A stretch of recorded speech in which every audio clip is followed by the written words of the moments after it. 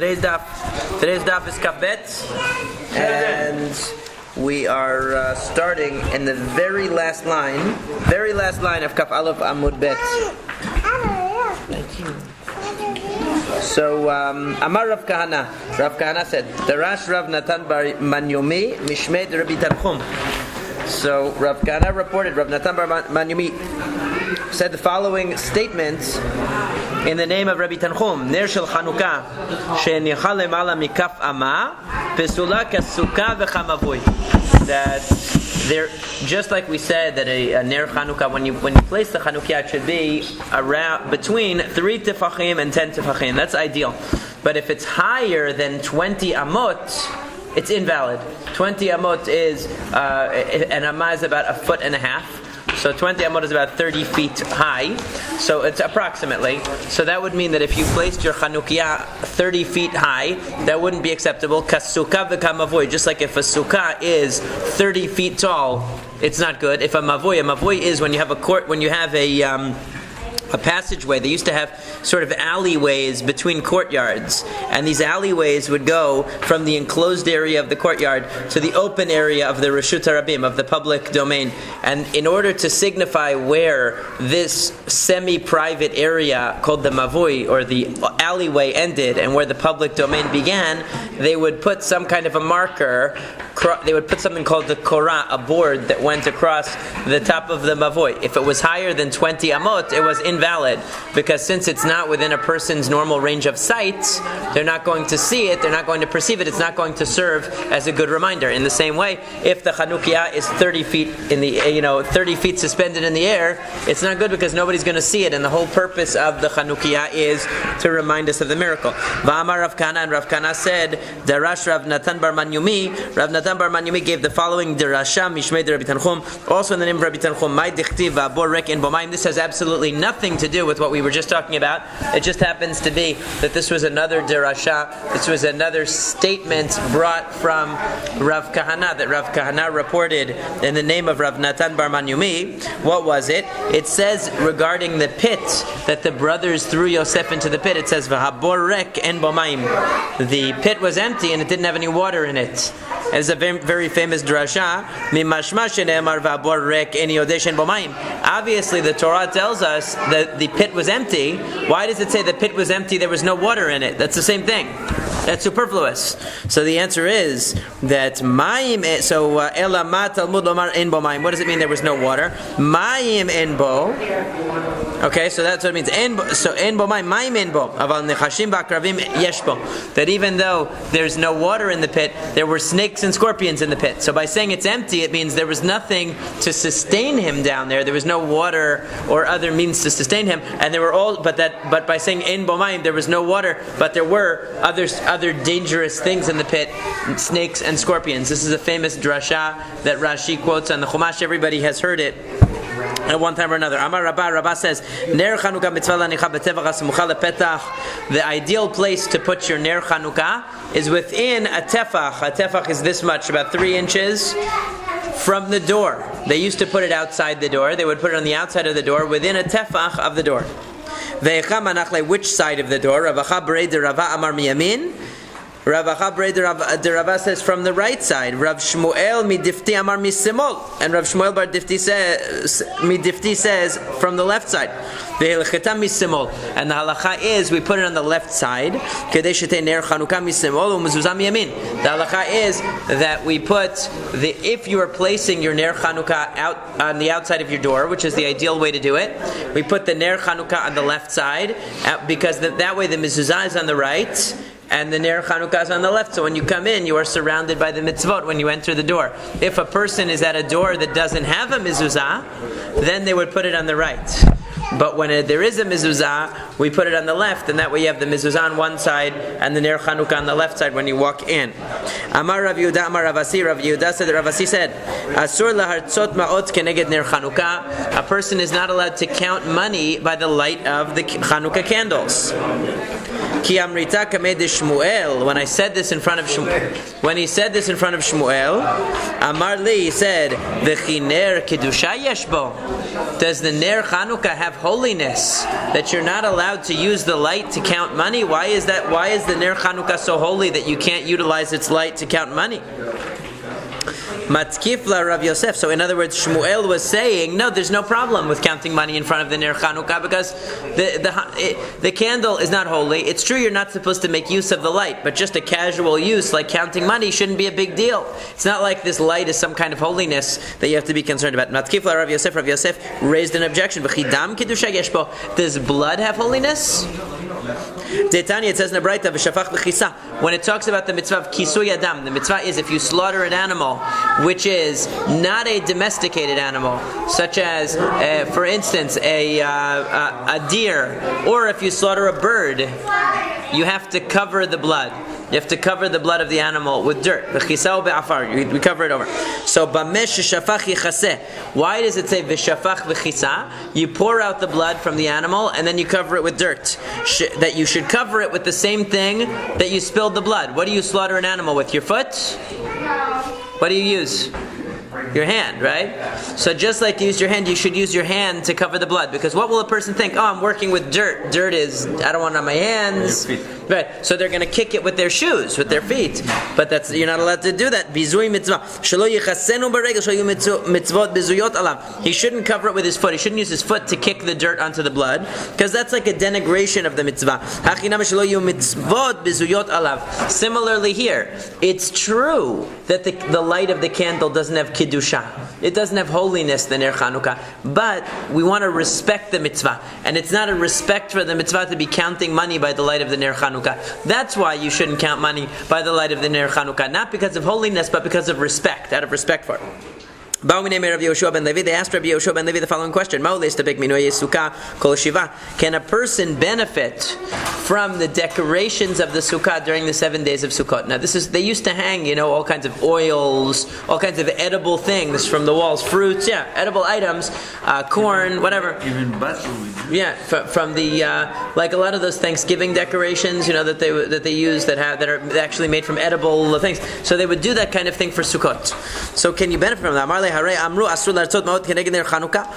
you can't benefit, if you can't use the light of the Chanukah candle, so certainly you're not going to be allowed to take the decorations off of the sukkah and eat them. Certainly that's not going to be allowed.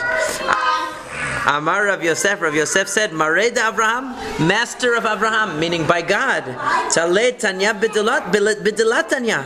Sukkah Tanya, Chanukah la Tanya. He says, by God, you're reversing things. You're taking a statement which was not in a Baraita, which was not one of the authoritative statements, and you're using it, you're proving a statement which is in a Baraita from a statement which isn't. In other words, it would be like you're taking a quote from a rabbi to prove something in the Torah. Why would you do that? You don't need to do that. So why would you prove from the law of Ner Chanukah, which was stated by a much later rabbi, why would you use that to prove a law that's explicitly stated in a Baraita from the times of the Mishnah, from a much earlier time? But Ditanya, we learned in a Baraita. Once you have properly constructed the sukkah,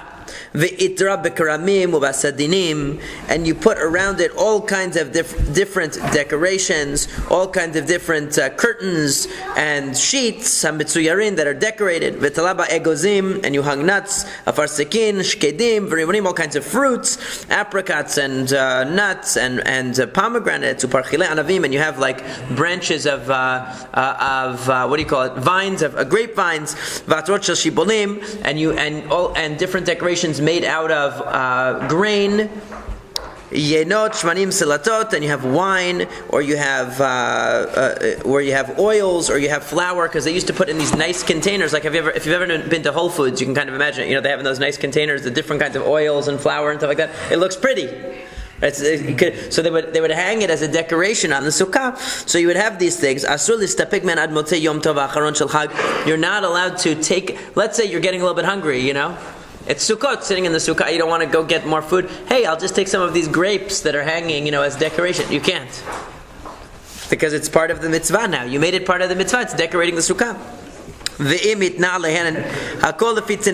However, if you made a tanai, if when you put up these decorations, you made a condition, I am not going to relinquish my right to use this when Sukkot begins. Literally, the tanai is kol ben hashemashot, meaning when the sun goes down on Sukkot, I am not relinquishing my right to use this, so therefore I'm not going to relinquish my control over it. You're able to make a tanai, a condition that prevents any kind of status of mitzvah from going on these decorations by withholding it, by placing this condition.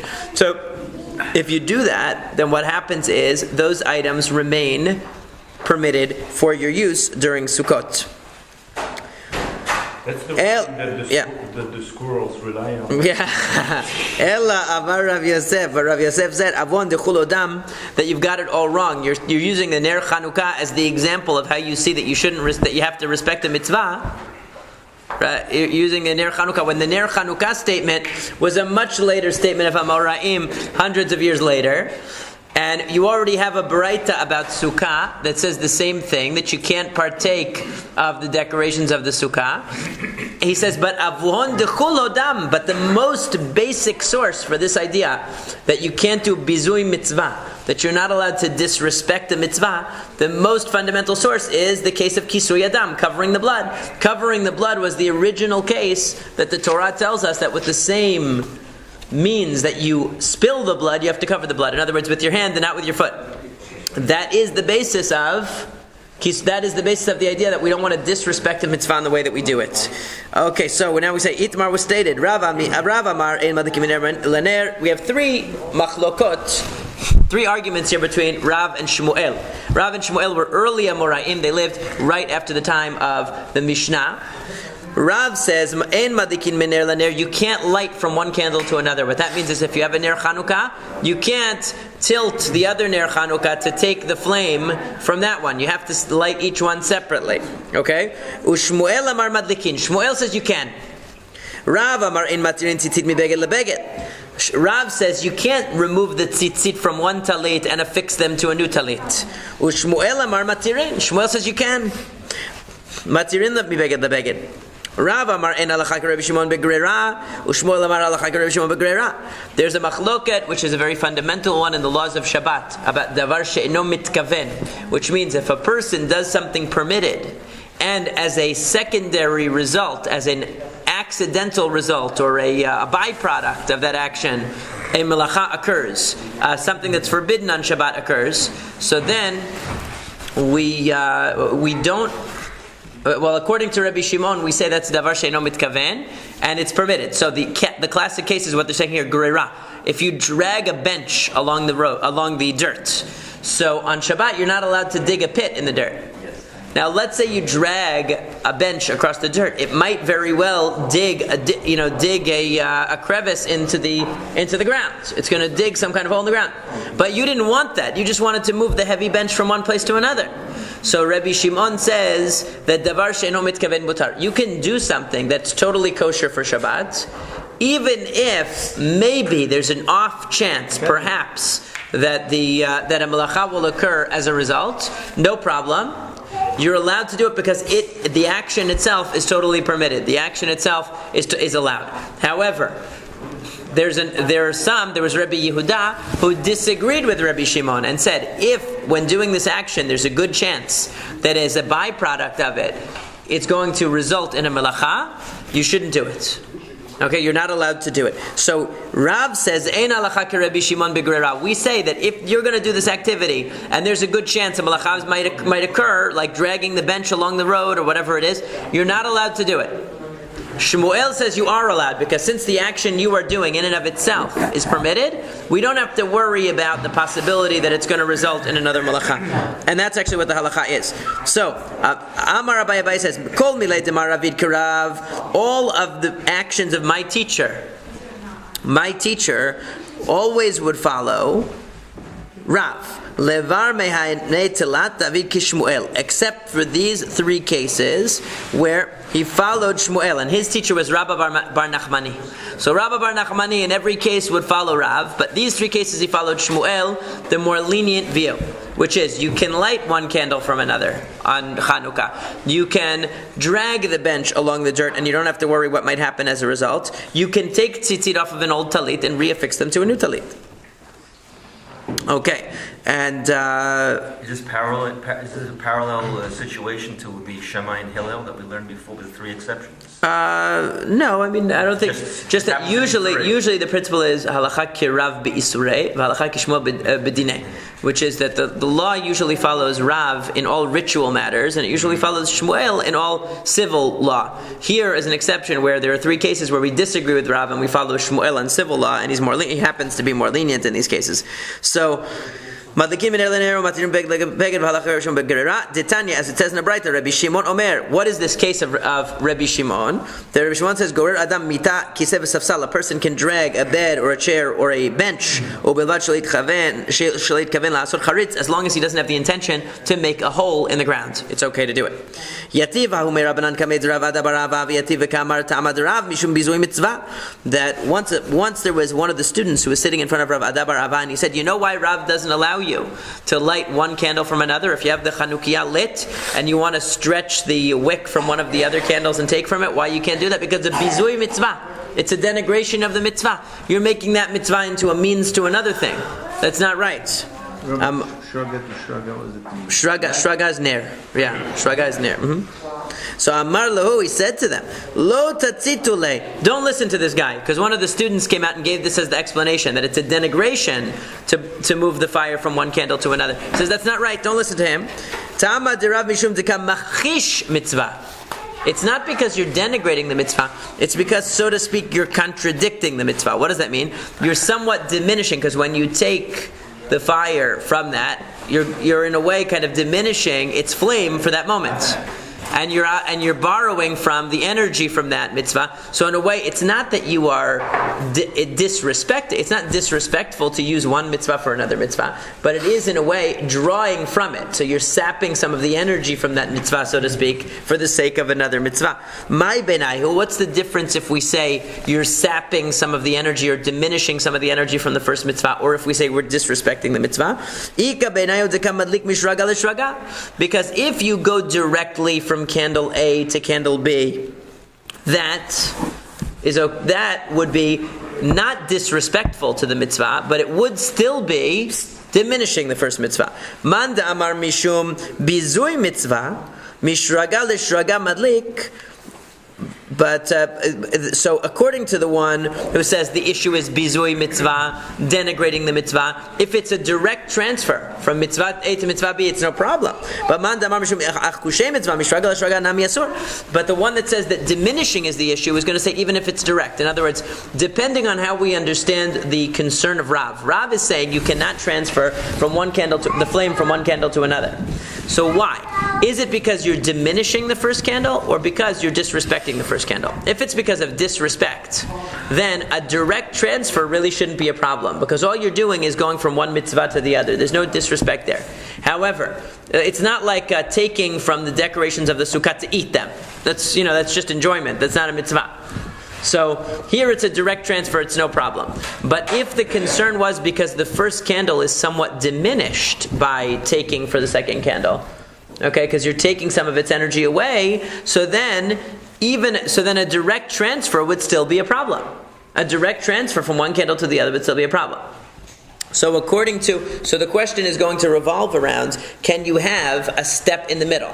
In other words, if we take the view that the only concern is disrespect, the only time it's going to be disrespect is if we have a third candle, and I take from candle 1, which is a Chanukah, and I move it to candle number 2, which is also going to be Chanukah, but I transferred it in the middle using a candle that was not Chanukah. So there was a moment that a candle was lit from the first candle that was not a mitzvah at all. That would be a problem according to everybody. All right. Now we say like this: Mativ Rav Avia raised the following objection: Selah shel maaser. Let's say you have a coin of maaser. What you would do was, when you would separate maaser sheni, for example, maaser sheni is the maaser, the tithe that you would do according to the tithing schedule. There's a tithing schedule. Each year, the tithe would be of a different nature. The third and the sixth year, the tithe would be maaser ani, which is given to the poor. The first year and the second year and the fourth year, it would go to maaser sheni, which means you would take it to Yerushalayim and consume it in Yerushalayim. What happens if it's too heavy and you can't carry all of the food that you set aside as a tithe because you have so much, you have an abundance? So what you would do was, you would do chilul. You would take the fruits and you would say, the holiness of this fruits I want to transfer to this money. And now I'm going to take from this, and now I'm going to take this money and go spend it on food in Yerushalayim instead. And I don't have to bring my actual food and lug it up to Yerushalayim. So what happens? You have a coin of Maser Sheni. This Maser Sheni coin, it has holiness because it's supposed to be taken to Yerushalayim and you're supposed to use it. You can't use it as a counterweight. In other words, let's say you want to measure some other coins, and you have a bunch of coins that weigh 10 pounds. I'm just making it up. And they're Maser Sheni coins. You want to know if these other coins you have are also weigh 10 pounds. So you want to use that as a counterweight. You can't do that because you're using a mitzvah for something that's not a mitzvah. But it says, even if the reason you want to measure those other coins is because you want to make them also holy. You're planning on determining how heavy they are, and you're also going to take more produce and you're going to transfer its holiness onto these coins. So actually you're doing it ultimately for a mitzvah. So what is the analogy? It's just like if I take a shamash candle and I take the flame from the first Chanukah candle that's burning, and now I light the second Chanukah candle. It's the same thing. Because you're using the mitzvah, you're taking something else, and then eventually that's also going to be used for a mitzvah, but not yet. So it says you're not allowed to do that. So apparently you wouldn't be allowed then to take from candle 1 on a third candle and transfer it to candle 2. So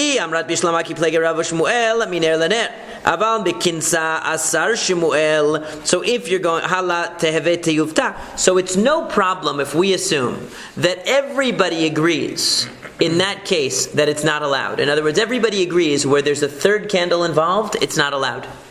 And the only argument between Rav and Shmuel was, can you directly transfer? If the wick is long enough that you can just bend it over and directly transfer, would that be okay? So then we can't bring any proof from this particular statement because the statement about Maaser is only when there's an intermediate stage in between.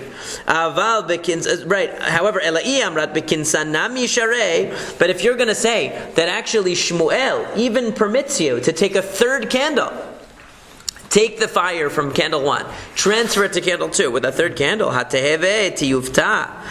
going to be then the case of the coins is going to be a refutation because you see you can't you cannot use a holy thing to measure a non-holy thing, even if the purpose of that is that eventually you're going to use it for something holy. So you wouldn't be allowed to take the flame from the Chanukah candle onto this Shamash candle, even though your ultimate purpose is to light the other Chanukah candle. Amar Rabba Rabba says, you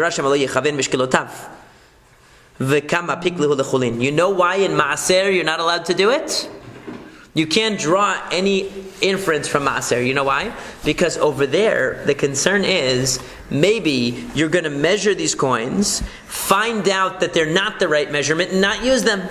So what ends up happening? You ended up using your holy coins, so to speak, the coins with Kedusha, to measure regular coins that aren't going to become a mitzvah at all. Because what if you're going to find out that they're not good? That they're not sufficient. So we don't want that to happen. That's why. But here in Ner Chanukah, we don't have that concern because you're lighting from one candle to light the other candle. You're not going to say, oh, this flame is not, you're not going to say this flame is not good, I'll save it for something else. That's not going to happen. So we're not concerned there. So that's why it could be that even with an intermediate candle, it's okay.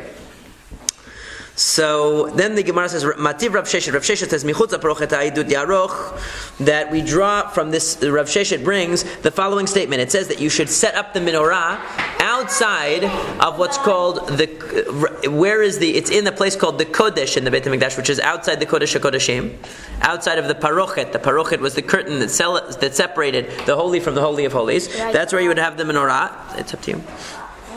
V'chi la'ora u'tzarich. Does Hashem need the light of the menorah? Ve'alo kol 40 shana she'aluchu bnei Yisrael b'menorah lo aluchu ela le'oro. Hashem was the one providing light for the Jewish people. Why would He need a menorah in the Beit HaMikdash? Would He need light? He doesn't need light. Ella eduti lebaei olam shashechina shora b'Yisrael. What is the reason why we have the menorah lit in the Beit HaMikdash? To show as a sign that Hashem's presence dwells among the Jewish people. Not because Hashem needs light in there. My edut, what is the testimony? What is this special testimony? Amar Rav says, Zon nera ma'aravi. This is the western candle. Now there are two interpretations of what western candle means, because there's a machloket about how they set up the menorah. Whether remember, the Beit HaMikdash actually faced west, not east, the opposite of the way that we think. And so there's one view that has the menorah actually facing east-west. So if you were to be looking at the Kodesh HaKodeshim, you would see the menorah going this way. Okay? The other one has it facing this way, horizontally in front of the Kodesh HaKodeshim, which is what we usually see in the pictures, right? So according to the one that has it that way, that has it horizontal, and not perpendicular to the Kodesh HaKodeshim, but horizontal, so that would be, the middle candle is called the Nera Ma'aravi, it's called the western candle, and it's tilted a little bit back. According to the view that has it going west to east, or east to west, the second candle in was called the western candle. But it doesn't matter so much. The point is that there was one candle that was a special one. Because you would put the same amount of oil in the western candle as all the other ones. And nonetheless, at the end of the day, okay, when he would come back to light the other candles and they were all extinguished, he would be able to still take from the Nera Ma'aravi. It was still burning. So Rashi says on the side here, what does this mean? That when he would come in the afternoon to clean all the candles out again, because according to everybody but the Rambam, they only lit the menorah in the evening. According to the Rambam, they lit the candles in the morning as well. But according to everyone else, they only lit them in the evening. So Rashi says, the Nera Ma'aravi would be lit all day long. It would never, all the other ones went out. But the Nera Ma'aravi, this one, stayed burning. And when he would come to light the candles in the evening, it would still be burning. So all the other ones burned out, it was still going. And Rashi gives an exact, there's a little bit of a discussion here between Rashi and Tosafot, exactly, right here. Yeah. So Rashi and Tosafot have an argument about exactly what it means that they would do with, that he would do with the candle. There's a Tosafot on the side where he gives an interpretation of what he thinks exactly it means and what Rashi thinks exactly it means. It doesn't matter that much for us today. The point is that they would use the Nera Ma'aravi would still be lit, and they'd be able to use its flame to light the other ones. Exactly how they did that, what the logistics were, Tosafot goes into that issue, but that doesn't matter. So obviously, what were they doing? Now we know the menorah was a fixed piece of metal. There's no way to bend the menorah. So what does that mean? That they must have been taking flame from the western candle with another candle, and then lighting the other 6 candles, because remember the menorah on the Beit HaMikdash has only 7. So what's the kashya ben laman davar shum bizuyeh mitzvah ben laman davar shum achushay mitzvah? I mean, everyone has to have a problem with this, because whether you're going to allow any kind of transfer, this is going to be a problem, because we said that we're assuming that you can't take from candle 1 with a third candle to transfer to candle 2. So isn't this a contradiction to your Gemara? Rav Papa said ptilot arukot, that they had very long wicks, so they didn't have to have an intermediary. What they did was they would transfer it directly from one wick to the other. They had such a long wick that they could touch the wick to the burning wick, and they didn't have to move anything. So that was the reason why. So according to the one that says that you're not allowed to have an intermediary, that's no problem. But still, according to the one that says even direct transfer, remember we had 2 opinions. We had one that said no transfer is allowed, not even direct transfer. And then you had the opinion that said what's not allowed is moving it with an intermediary candle, taking from one candle with a third candle and transferring it to the second candle that's going to be the candle of mitzvah. Right? But what about the one that says that you can't have any transfer? What is he going to do with the case of the menorah? In the case of the menorah, for sure they transferred. It was a direct transfer, but it was a transfer. So, Kashya, you're right, the Gemara says. It's going to be a problem for him. We don't know how he's going to deal with it. My Hava'ala, what's the bottom line here? Amar Rav Huna Bered Rav Yoshua, Rav Huna Bered Rav Yoshua, the son of Rav Yoshua says, Chazina, Iyad laka osa mitzvah, madikin miner laner. V'yanacha osa mitzvah, ein madikin miner laner. You know what it's all going to be contingent on? The following question. What is the main mitzvah in Ner Chanukah? Is it the lighting of the Chanukiah or the placing of the Chanukiah? Okay? He says, if it's the lighting, so then transfer should be okay. It's up to you. I want to stay with you. Whatever you'd like. If lighting itself is the main mitzvah, then direct transfer is going to be okay.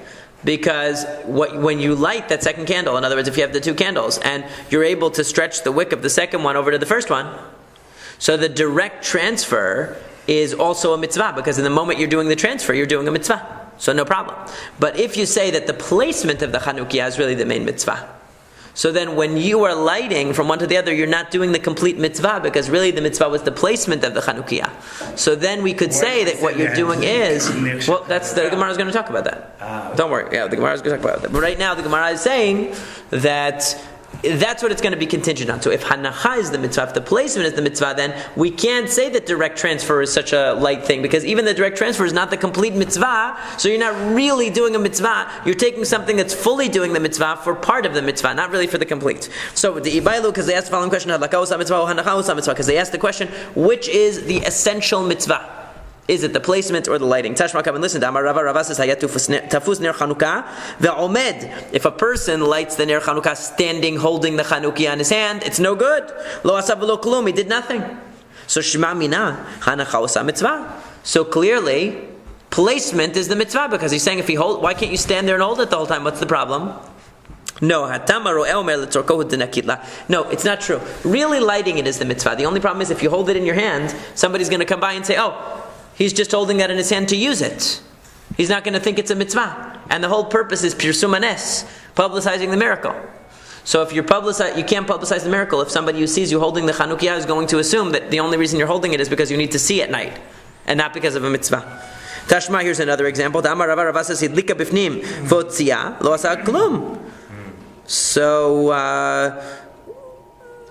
what's the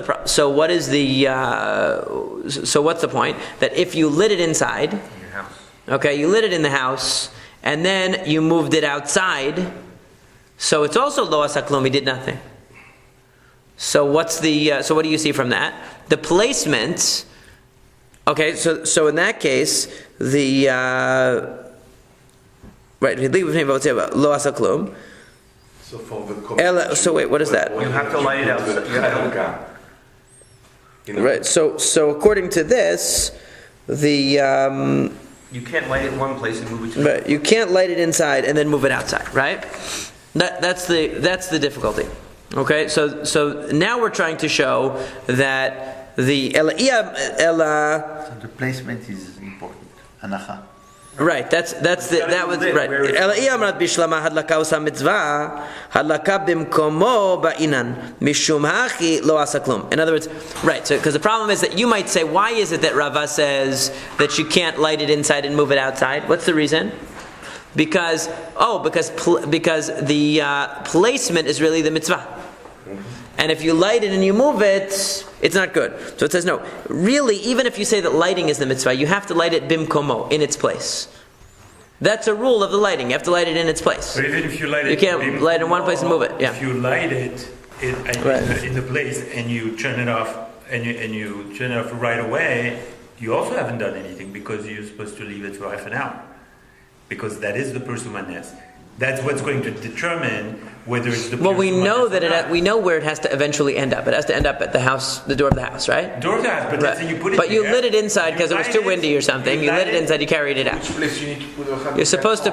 Nowadays, we do it inside. Not of a very Right. religious No. religion. The common Jew is supposed to light it You have to outside. think about that time. Right, really the mitzvah. Today, No, really the mitzvah was to put it at the door, but we don't do it that way because the custom outside of Israel was that they were afraid of the non-Jewish anti-Semitism or whatever, so we light it inside. But in those days they lit it at the door. So the point is that you might light it inside and carry it outside.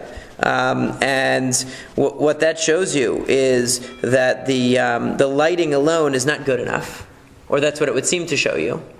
And therefore, it must seem that the placement is really the mitzvah because you didn't do anything, because you lit it inside and you carried it outside. He says, no, that's not true. Lighting is really the mitzvah, but you need to do it in the place where...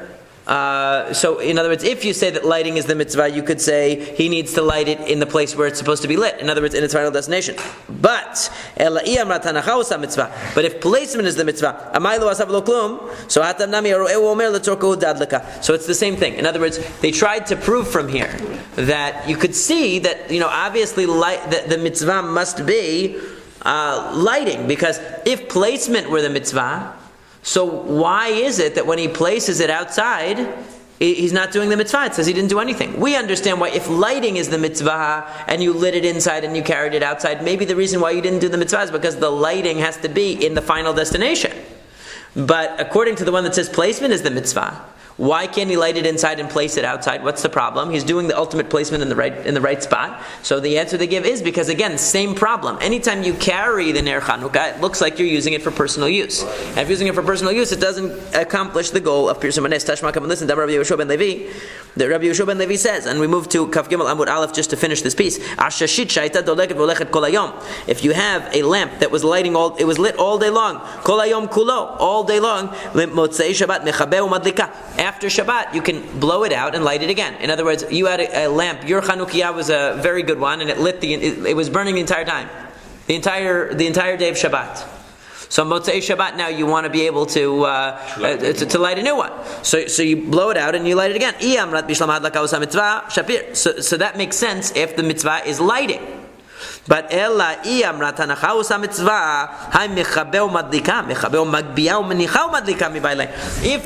the mitzvah were placement, how can he say blow it out and relight it? He should say blow it out, pick it up, put it down again and relight it, because putting it down is part of the mitzvah, right? Moreover, ועוד מדקה מברכינה נשק ראשנו במצוותיו וציוונו להדליק נר של חנוכה שמאמינה הדלקה עושה מצווה שמאמינה. So therefore, the fact that also that we say the blessing Asher Kiddishanu b'mitzvotav, Hashem commanded us, sanctified us with His commandments, and commanded us lehadlik ner shel Chanukah, or lehadlik ner Chanukah is the way that we do it in our custom. But the same idea that you're saying lehadlik, to light, is the mitzvah, not lehaniach ner Chanukah. Okay, so clearly that is mitzvah. V'hashtad amrin halakha usa mitzvah. Hidlika cheresh shoteh v'katan lo asa v'lo klum. And there, since the lighting is the mitzvah, if a deaf mute or a shoteh, a person who has mental deficiency, or a child under the age of bar mitzvah lit the Chanukiah, lo asa v'lo klum, it's no good. Isha vaday madlika. However, a woman can light the Chanukah candles. Sha'af hen hayu bo'oto hanes. Because Ta'amar Rabbi Yehoshua ben Levi. Because Rabbi Yehoshua ben Levi said, Nashim chayavot b'ner Chanukah. Women are obligated in the ner Chanukah. Sha'af hen hayu bo'oto hanes, because they were just as much involved in the miracle and beneficiaries of the miracle as everybody else. So they're obligated. But the point is that the halacha in the end is hadlaka osa mitzvah. Just to conclude with what the halacha is about medlikin miner laner. So once we say that hadlaka osa mitzvah, so we said that a direct transfer should definitely be allowed, because we said if the lighting is itself a mitzvah, so a direct transfer from one wick to the other should be allowed. So that's what the Shulchan Aruch says. That's what the Rambam says. You could do that. However, through a third candle, that's still a matter of dispute. Do we hold like Shmuel in the Gemara that says that even through a third candle it might be okay or not? So there's a machloket between the Rishonim what we hold. So the Shulchan Aruch brings both opinions. His accepted opinion is that you should only do a direct transfer. But then the Ramah comes along, and the Tosafot mentions it here too, that the custom nowadays is not to transfer from one candle to the other. And the reason is because really the main mitzvah is just the first candle. Everything else is only a custom of hidur, to improve. So they're not on the same level. They're not at the same status. So we don't want to take from something of a higher status, the first candle, to transfer to another one. In those days where more than one person might have had their candles nearby, let's say they all shared a courtyard and they had all the Chanukiyot in the courtyard, so there each person's first candle is their main mitzvah. We could understand transferring. But among your own candles, only the first one is the primary mitzvah, so we wouldn't transfer from that to another one. Have a great day.